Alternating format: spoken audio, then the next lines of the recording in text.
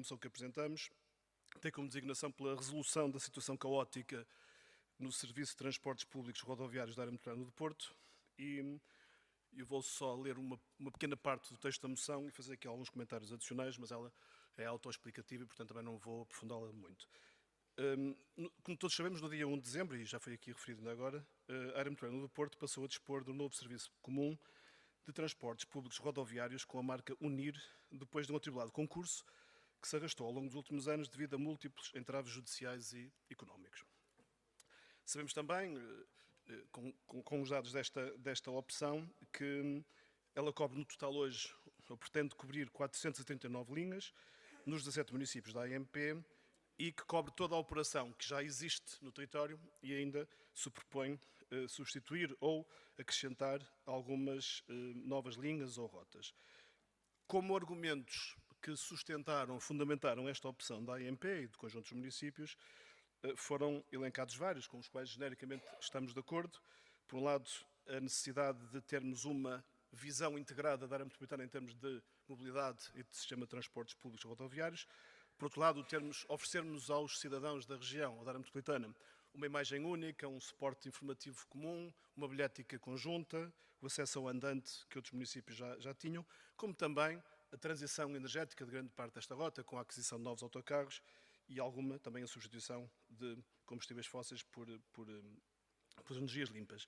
Até aqui, completamente de acordo. O processo, como disse, foi complicado, foi controverso, acabou por ser organizado em 5 lotes que tiveram alguns percalços jurídicos, contestações, atrasos nas decisões, etc.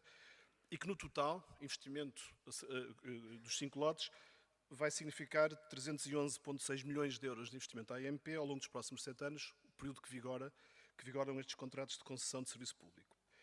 Santa Maria da Feira está incluído num dos lotes, no sul nascente, em conjunto com São João da Madeira, Arouca, Oliveira das Meias, Val de Câmara, e a atribuição, tal como nos outros casos, já foi feita a um consórcio privado. Ora, tem vindo a público, e a Câmara Municipal é testemunha e também já se pronunciou pela sua preocupação sobre este assunto, um conjunto de relatos dos utentes e dos municípios destes territórios bastante preocupantes em relação a este serviço. Os horários dos autocarros foram publicados muito tardiamente, alguns na véspera, na madrugada do início da operação, e de forma muito confusa, apressada e com informação muito pouco sistematizada. As pessoas tinham que aceder a uma drive onde estava um ficheiro em Excel passado para PDF que era quase inelegível. Muitos horários anteriores que as pessoas estavam habituadas e que, com a informação que tinham, acreditavam que eles se iriam manter, no entanto, foram muito suprimidos, prejudicando os utentes. Foram removidos horários fundamentais, tanto de manhã como no final do dia. Alunos que queriam chegar às escolas a tempo não conseguiram fazer, profissionais que queriam chegar aos seus empregos não conseguiam fazer, pessoas que queriam regressar a casa depois do dia de trabalho não conseguiam fazer a tempo e horas, muitas vezes sem tempo nem horas. A informação que foi publicada foi, como disse, pouco clara, está em permanente alteração, as pessoas ainda não conseguiram perceber de facto quais são as rotas e os horários. Por exemplo, os da próxima semana ainda não estão completamente disponíveis ou têm vindo a ser dinâmicos.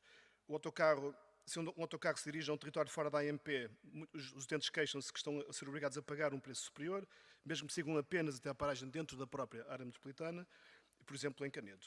Os autocarros não têm máquinas de validação de bilhetes, o que lesa quem adquiriu os bilhetes e os passos, circulam sobrelotados, põem em causa o conforto e a segurança dos passageiros, os abrigos de passageiros são inexistentes ou absolutamente incapazes de nos proteger do frio, vento e chuva, nomeadamente em Santa Maria da Feira. Muitos motoristas desconhecem a região, desconhecem as rotas, não conseguem informar os passageiros, perdem-se, circulam fora da rota, etc. Em várias rotas, a sinalética tem erros nas designações dos destinos, havendo casos em que a informação aparece noutras línguas, por exemplo, em sueco.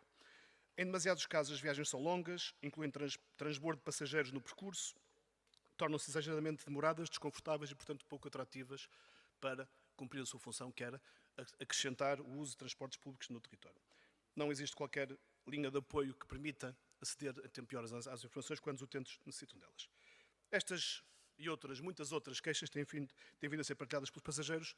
Nós quisemos ir ao terreno, verificar isto, e hoje, às 6 da manhã, às 6h30 da manhã, às 6h45, apanhamos um conjunto de pessoas na Cida Liberal, o percurso Lobão-Santo Ovídio, e fomos tentar ver com os nossos olhos, com a nossa própria experiência, se aquilo que tem vindo a público é verdade ou não.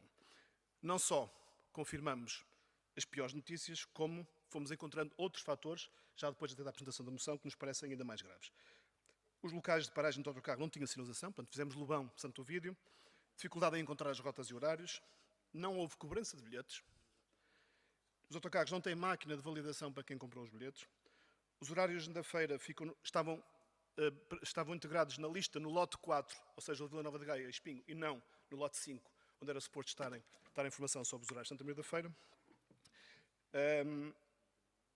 Os autocarros, como disse, não tinham máquinas de validação, circulavam sobrelotados, tinham inclusive pessoas de pé e entre bancos porque não conseguiam ter outro lugar para se sentar. Na frente do autocarro indicava-se a paragem de Dom João II, da Avenida de Gaia, mas nem referia qual era o concelho, qual a freguesia, só aparecia Dom João II. Era assim, aliás, em quase todas as rotas. Na rota era indicado simplesmente Igreja, Interface Carvalhos, Dom João II.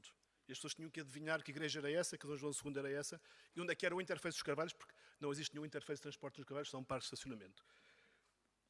Nem a igreja, as pessoas percebiam onde é que era. De facto, como eu disse, o Interface de transportes era apenas um parque de estacionamento, e o Dom João II pode ser em muitas cidades, em muitas vilas, em muitas aldeias portuguesas. Não se indicava mais nenhuma paragem. No interior do autocarro, no entanto, havia uma indicação de Canedo, escrito à mão, Carvalhos e Rechouza, que era a informação já dentro do autocarro, que as pessoas tinham que adivinhar que se encontrava dentro do autocarro.